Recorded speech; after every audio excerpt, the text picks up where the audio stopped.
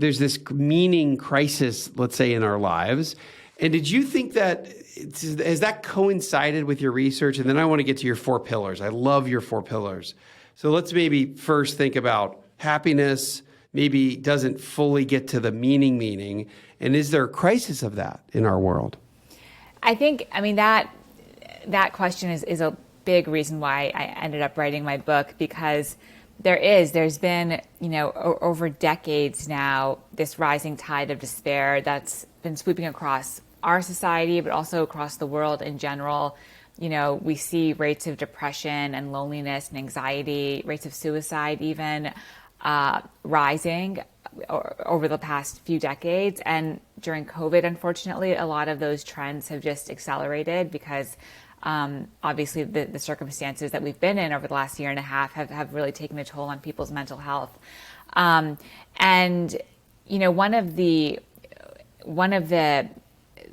things that really surprised me as I was doing more research into meaning and writing my book was that, when researchers crunch the numbers to try to understand what's going on, like what's driving this rising tide of despair, often what they find is that it's the result of a lack of meaning in people's lives, not a lack of happiness. So I think our culture sends this signal, and the signal, it sends the signal that, we should pursue happiness and be happy and feel happy. And that signal is ever so strong now because there is so many people in despair, and there is this idea, it makes sense to think that, if you're unhappy or sad or lonely, the solution is to make yourself happy. But actually what this research shows is that, what people might need, the reason why they might be suffering isn't because of happiness, but because there's, what Viktor Frankl called this existential vacuum, this kind of emptiness that can only be filled with meaning.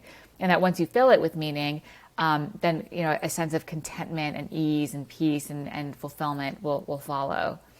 Frankl said, just one more thing. Viktor Frankl, the Holocaust survivor, is one of the thinkers who's really influenced my thinking. And he said that, happiness can't be pursued, it must ensue. It's the result of leading a meaningful life.